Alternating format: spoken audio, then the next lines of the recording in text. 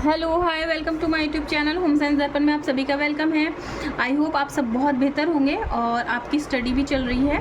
तो हम क्लास 9 की बुक कवर कर रही हैं जिसमें हमारी जो खाद्य पदार्थ संगठन वर्गीकरण तथा कार्य ये चैप्टर है और उसमें हम कर रहे हैं प्रोटीन कवर आज। इससे पहले मैंने आपको फैट और कार्बोहाइड्रेट करा दिया है, तो आई होप आपको सबको विजिबल होगा। तो ठीक है, शुरुआत करते हैं प्रोटीन से। सबसे पहले हम थोड़ा सा प्रोटीन के बारे में जान लेते हैं। तो थोड़ा सा मैं यहाँ आपको लिख देती हूँ अलग से कि यहाँ आप देख सकते हैं कि प्रोटीन क्या है।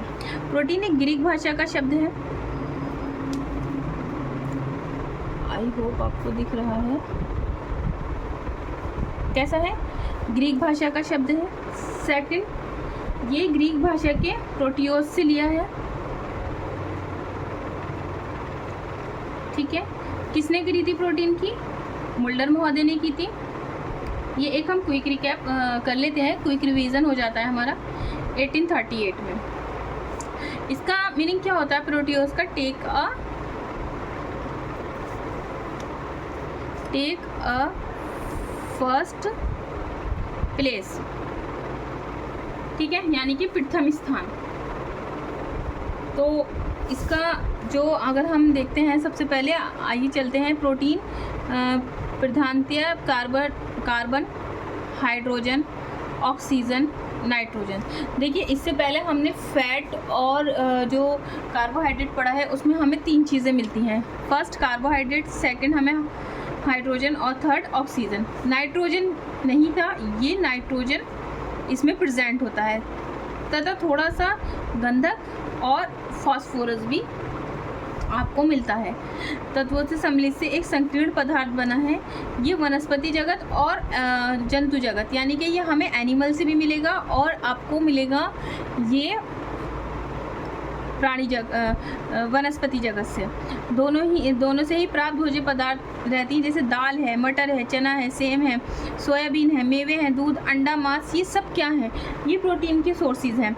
अन्य अनाजों में प्रोटीन बहुत कम होता है। दूध, मांस और अंडे में जो प्रोटीन है वो काफ़ी होता है और ये अलग अलग भी होते हैं। सब में प्रोटीन डिफरेंट नेम से जाने जाते हैं। ये जंतु शरीर से प्राप्त होने वाले के कारण हमारे शरीर में प्रोटीन से बहुत मिलती जुलती है। जो एग है और मीट है, वो दूध है, वो इसलिए जंतु प्रोटीन अनाजों की प्रोटीन की अपेक्षा मनुष्य के शरीर के लिए अधिक अच्छी होती है। ये शीघ्र ही पचकर हमारे जो ब्लड है उसमें मिल जाती है। एक वयस्क व्यक्ति को प्रतिदिन लगभग 60 ग्राम प्रोटीन की आवश्यकता होती है। ठीक है, अगर आप देखेंगे कि RDA 2020 में पहले ये होता था कि आपको वेट, जो आपका वेट है उस पे पर वेट पे आपको जैसे 1 kg पर 10 ग्राम प्रोटीन चाहिए होता था, लेकिन RDA 2020 से जो है वो आपको 1 kg पर चाहिए 0.83 ग्राम।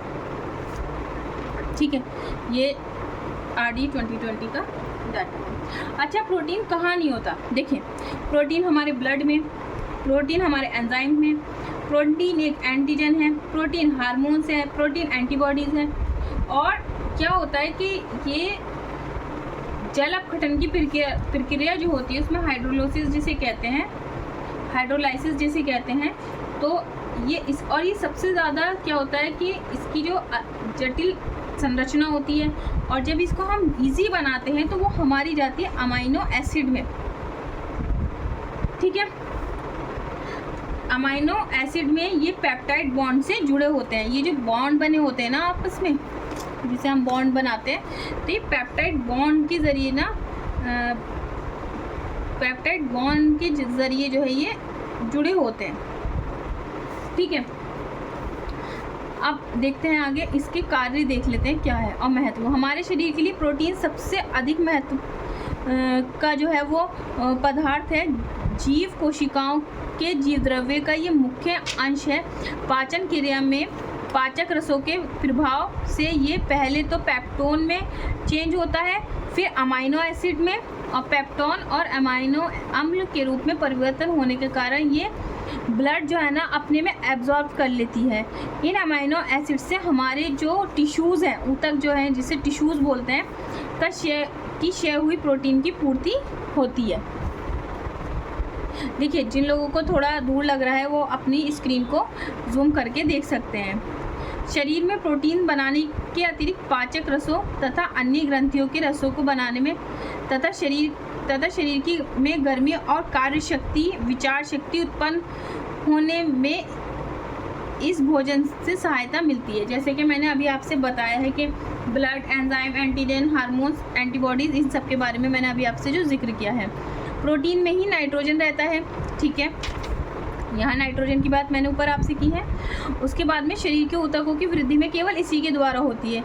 इस प्रकार प्रोटीन का मुख्य काम क्षय हुए ऊतकों की मरम्मत करना, जो हमारी बॉडी में टूट फूट होती है टिश्यूज़ की, जैसे कहीं चोट लग जाती है। आपने देखा होगा कि जब आपको जिनकी लोगों की डिलीवरी हुई है, ख़ास करके सीज़ेरियन डिलीवरी होती है, तो आपको जो है वो डॉक्टर रिकमेंड करती है, जब आपके स्टिचेस वगैरह कट हो जाते हैं, कि आप प्रोटीन से रिलेटेड डाइट लीजिए।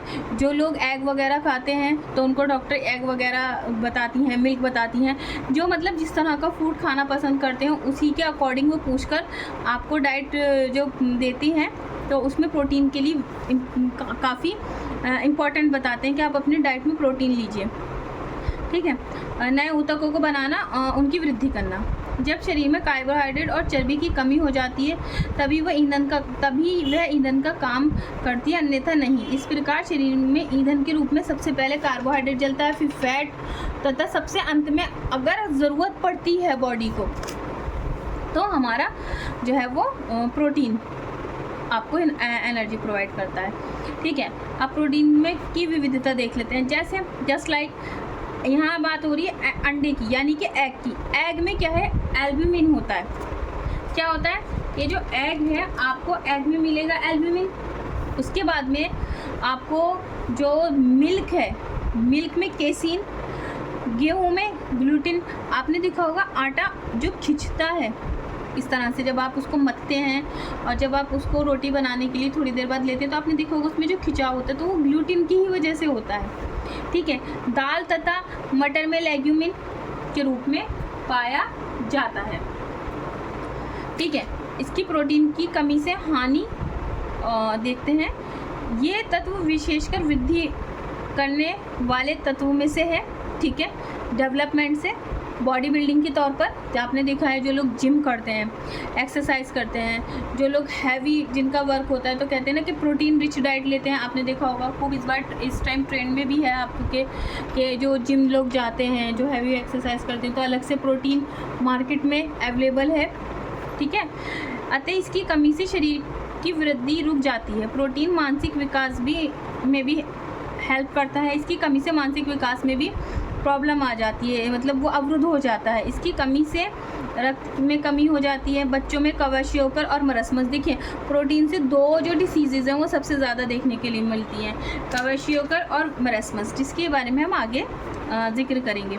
जिससे शरीर में सूजन आ जाती है और मांसपेशियाँ ढीली पड़ जाती हैं।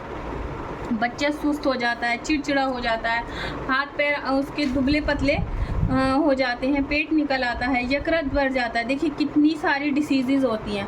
अगर प्रोटीन रिच डाइट नहीं लेते हैं तो कितनी सारी प्रॉब्लम देखने को मिली। सबसे पहले मांसपेशियाँ ढीली हो जाएंगी, ठीक है, सूजन आ जाती है, ठीक। उसके बाद में चिड़चिड़ा हो जाता है, सुस्त हो जाता है, पेट निकल आता है, यकृत बढ़ जाता है। ये सभी चीज़ें जो हैं वो देखने को मिलती हैं। बाल भूरे होकर झड़ने लगते हैं, शरीर का भार कम हो जाता है। अच्छा, आपने देखा है कि जो हेयर फॉल होता है अक्सर हमने देखा है, तो हमारे बाल भी किससे बने हुए हैं, वो भी तो एक तरह की प्रोटीन है, नेल से हमारे प्रोटीन है। तो इसीलिए यहाँ पे क्या देखिए, यहाँ दिया है कि बाल भूरे होकर झड़ने लग जाते हैं। मैरेस्मक नामक रोग में भी प्रोटीन की कमी से होता है। इससे शरीर दुर्बल, मतलब बिल्कुल कमज़ोर, त्वचा झुर्रीदार हो जाती है और लूज मोशन यानी कि दस्त आने लग जाती है। रोग भी बच्चों को होता है। देखिए, होता दोनों ही रोग मोस्टली बच्चों को है। तो क्वैशियोकर जो होता है, ये वाला जो रोग है वो 1 से 5 ईयर तक के बच्चों को होता है, 1 to 5, है ना, मैं के से बना दे रही हूँ क्वेशियोरकर, ठीक है। और जो मरसमस होता है ना, एम फॉर मरसमस बना दे रही हूँ, 6 to 12 मंथ के बेबीज़ को होता है, जो बच्चा होता है, ठीक है। आप बात को समझ पा रहे हैं कि जो क्वेशियोरकर है वो 1 से 5 साल के बच्चों को होता है, ईयर के, यानी कि 1 से 5 वर्ष के बच्चों को। और जो मरसमस है वो किसको होता है, वो होता है 6 से 12 मंथ के बच्चों को, जो, ठीक है। इसमें क्या होता है कि अक्सर आपको क्या दिखाने को मिलता है कि फैटी लीवर मिलता है क्वेशियोरकर में, ठीक है, प्रोटीन की कमी से हो जाता है ना। उसके बाद में वृद्धि रुक जाती है, ठीक है, मून फेस हो जाता है, बॉडी पे धब्बे पड़ जाते हैं, फ्लैक्स, है ना, लाइक स्किन पे जो ना स्पॉट पड़ जाते हैं, ठीक है। अगर आप देखेंगे, बात करें मेरेस्मस की, तो मेरेस्मस में आप 2 चीज़ें देखते हैं। मेरेस्मस में हम 2 चीज़ें देखते हैं, प्रोटीन प्लस फैट। तो जब आप क्वेश्चन आए एग्ज़ाम में तो आप देखिए कि क्या बात हो रही है, कि प्रोटीन और फैट के बारे में अगर बात हो रही है तो आप मेरेस्मस पे टिक करेंगे, ठीक है। कि क्या होता है कि जो हमारी जो लेयर है ना स्किन, उसके नीचे का फैट ख़त्म हो जाता है, तो क्या होता है कि मंकी फेस हो जाता है, ठीक है। चेस्ट कैसा हो जाता है, पिजन चेस्ट हो जाता है। ये PYQ है, मैं आपको यहाँ लिख देती हूँ। जो पिजन चेस्ट है ना वो किस में होता है, वो हमारा होता है मेरेस्मस में। और क्या होता है, साथ साथ हो जाता है मंकी फेस हो जाता है, ठीक है। उसके बाद क्या हो जाती है, जो है वो विकास नहीं होता है, पानी की कमी हो जाती है, और लंबाई जो है वो पूर्णतः रुक जाती है, ठीक है। आगे देखते हैं। अब हम देख लेते हैं अधिकता। मैं प्लस से बना रही हूँ, यानी कि प्लस मीन्स अधिकता से बात की जा रही है। तो क्या होता है, ठंडे देशों में ये शीघ्रता से पच जाता है, ठीक है, परंतु गर्म देशों में मुश्किल से पचता है। प्रोटीन शरीर में गर्मी उत्पन्न करता है। जिगर तथा गुर्दे को प्रोटीन के पचने के पश्चात मल के निष्कासन में अधिक श्रम करना पड़ता है। इससे जो गुर्दे हैं, है ना, जो गुर्दे हैं वो कमज़ोर हो जाते हैं, किडनी। गर्म देशों में ये लाभ की अपेक्षा हानि ज़्यादा पहुंचाता है। मतलब जहाँ विंटर्स हैं वहाँ पे ये हमारे लिए ज़्यादा हेल्पफुल है। देखिए, आप देखिए, गाय का दूध है 3.2 से लेके 4.5 तक जो है वो आपको प्रोटीन मिलता है। देखिए, ये इम्पॉर्टेंट है, इसको आप 1 से 2 बार रिवीजन ज़रूर कर लें, ट्रिक से याद कर लें। देखिए, जैसे गाय है, गाय का 3.2 है, बफेलो है, बफेलो का 4.0 है, तो वो 3.2 है, ये 4.0 है, ठीक है। उसके बाद मछली है, मछली में 15 पॉइंट से लेके 23.0 तक होता है। जो यकृत है, लीवर, तो उसमें 17 से 19 है।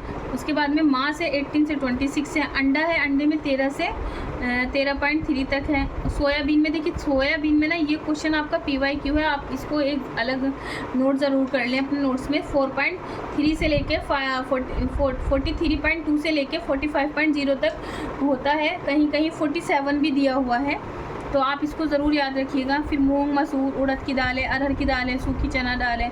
फिर देखिए, जो मूंगफली है उसमें भी काफ़ी है, 24 से लेकर 26 है, ठीक है। राजमे में भी काफ़ी है। तो इस तरह से आप देख सकते हैं, ये हमारा प्रोटीन का चैप्टर है। प्रोटीन का चैप्टर का सिर्फ ये इंट्रो है। प्रोटीन काफ़ी बड़ा चैप्टर है और यहाँ से अच्छे खासे अमाउंट में आपको क्वेश्चन बनते हैं, ठीक है।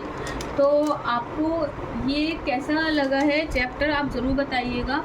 और प्रोटीन के टेस्ट के, जो प्रोटीन टेस्ट होते हैं उनके बारे में भी पूछा जाता है, जैसे हॉपिन टेस्ट है और माइक्रोजेल्डॉल टेस्ट है, इसके टेस्ट होते हैं, इनके बारे में क्वेश्चन पूछे गए हैं, जो कि मैं आपसे आगे डिस्कस करूँगी। टाइप्स ऑफ प्रोटीन है, ठीक है। उसके बाद में जो है एसेंशियल और नॉन एसेंशियल, और नॉन एसेंशियल के बारे में पूछा गया है कि आवश्यक और अनावश्यक। जो अनावश्यक होते हैं ना वो तो शरीर में खुद ही अपने आप बन जाते हैं, लेकिन आवश्यक जो है उन्हें हमें बाहर से लेना पड़ता है। जैसे लाइक हिस्टिडीन है, आइसोल्यूसिन है, ल्यूसिन है, लाइसिन है, ठीक है, वैलिन है, आर्जिनिन है, ट्रिप्टोफैन है, ठीक है। उसके बाद में थियोनिन है, मिथियोनिन है। तो ये सब क्या है, तो ये हमें बाहर से लेने पड़ते हैं। तो आप जब हम इसका फूड एंड न्यूट्रिशन की अलग से ब्रांच स्टार्ट करेंगे तो वहाँ ये सभी हम डिस्कस करेंगे। तो नेक्स्ट हम कल जो स्टडी करेंगे वो जल, खनिज लवण और कैल्शियम, ये छोटे छोटे टॉपिक्स हैं। हम इनको कोशिश करेंगे कि अगले 2 से 3 वीडियो में कवर कर दें, क्योंकि चैप्टर काफ़ी बड़ा है और मैं वीडियो शॉर्ट कर रही हूँ ताकि आप इसको 2-3 बार फास्ट फॉरवर्ड पे लगाकर सुन लीजिए, आपको बहुत हेल्प रहेगी। आप खाना बनाते टाइम सुन सकते हैं, आप अगर कुछ भी ऐसा काम कर रहे हैं तो आप सुन सकते हैं, सुनने से ही आपको आपका रिकॉल होता रहेगा।